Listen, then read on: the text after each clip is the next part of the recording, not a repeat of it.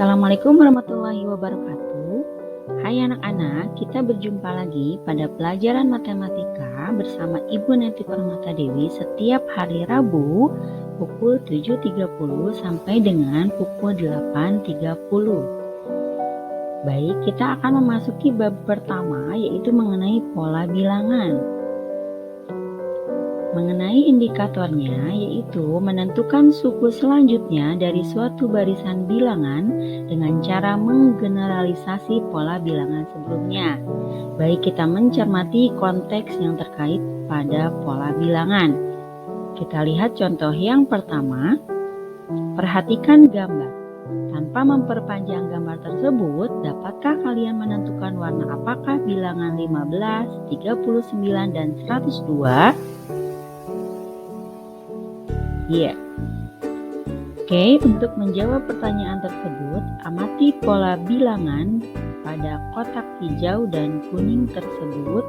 Maka terlihat pada kotak hijau yaitu 0, 2, 4, dan 6 dan seterusnya. Sedangkan pada kotak kuning 1, 3, 5, dan seterusnya.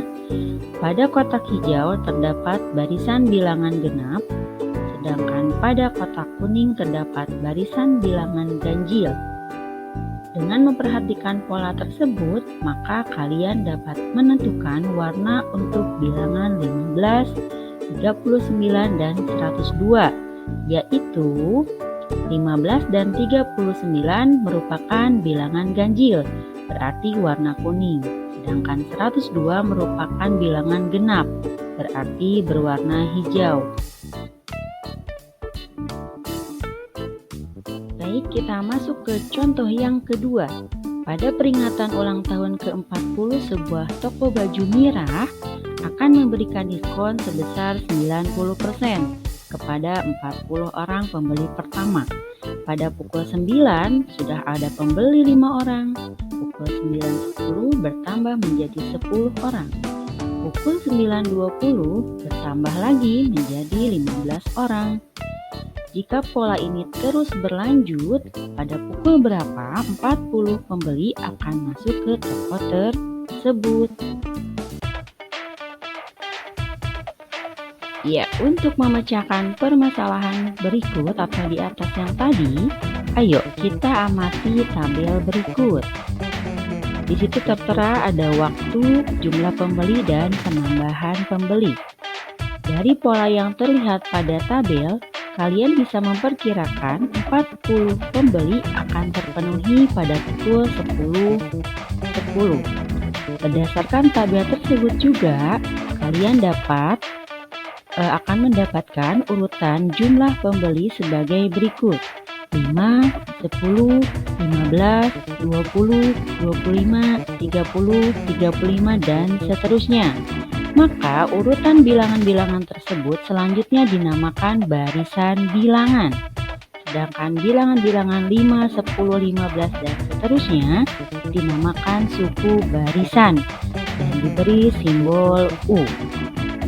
Urutan ke-1 dinamakan U1, urutan kedua U2, urutan ketiga U3, dan seterusnya.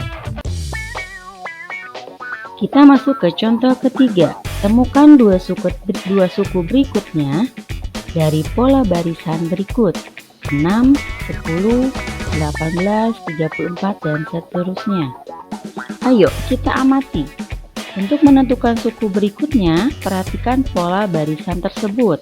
Pada pola barisan terlihat selisih suku-suku yang berurutan adalah 4, 16, 8, 16, dan seterusnya. Selisih tersebut ternyata teratur 2 kali lipat dari selisih dua suku sebelumnya. Dengan melihat keteraturan tersebut, maka selisih suku kelima dan suku keempat adalah 2 kali selisih suku keempat dan ketiga, yaitu 32. Dan selisih suku keenam dan suku kelima adalah 64. Jadi dua suku berikutnya dari barisan tersebut adalah suku kelima. Sama dengan 34 ditambah 32 sama dengan 66. Dan suku ke-6 sama dengan 66 ditambah 64 sama dengan 130. Jadi, dua suku berikutnya adalah 66 dan 130. Dapat dipahami ya? Kita masuk ke contoh yang keempat. Diketahui barisan bilangan 4, 6, 8, 10 dan seterusnya. Tentukan suku ke-7 dan suku ke-10. Ayo kita amati.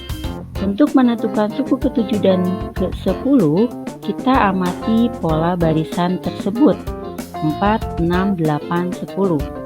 Selisih dua suku berdekatan selalu sama, yaitu 2. Atau suku berikutnya bertambah 2 dari suku sebelumnya. Sehingga suku ke-1 sama dengan 1 kali 2 ditambah 2 sama dengan 4. Suku kedua 2 kali 2 ditambah 2 sama dengan 6. Suku ketiga 3 kali 2 tambah 2 sama dengan 8. Dan suku keempat adalah 4 kali 2 tambah 2 sama dengan 10. Hingga suku ke N sama dengan N kali 2 ditambah 2. UN sama dengan 2N ditambah 2. Rumus suku ke N untuk barisan di atas. Jadi untuk suku ke-10 sama dengan 2 kali 7 ditambah 2 sama dengan 16. Dan suku ke-10 sama dengan 2 kali 10 tambah 2 sama dengan 22. Kita masuk ke bilangan Fibonacci. Perhatikan pola berikut. 0, 1, 1, 2, 3, 5, 8, 13, 21, dan seterusnya. Dapatkah kita menentukan 3 bilangan berikutnya? Perhatikan pola bilangan tersebut. Bilangan ketiga diperoleh dari jumlah bilangan ke-1 dan ke-2. Bilangan keempat diperoleh dari bilangan kedua dan ketiga. Bilangan kelima diperoleh dari bilangan ketiga dan keempat, dan seterusnya. Jadi, 3 bilangan berikutnya adalah 34, 55, 89. Bilangan yang memiliki pola seperti ini disebut barisan bilangan Fibonacci. Baik anak-anak, silakan kerjakan tugasnya untuk nomor 1 hingga nomor 5. Lalu tuliskan di kertas kalian atau buku kalian, tulis di atasnya nama kelas pertemuan keberapa dan tanggal tugasnya. Lalu fotokan, kirimkan di Google Classroom ya, sesuai dengan kelas kalian.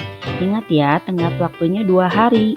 Jadi kalau hari ini kita udah diberi tugas, berarti tenggatnya besok pukul 12 malam. Lebih cepat, lebih baik ya anak-anak. Baik, terima kasih sudah mengikuti pembelajaran hari ini. Semoga sehat selalu. Akhir kata, billahi taufiq wal hidayah. Wassalamualaikum warahmatullahi wabarakatuh.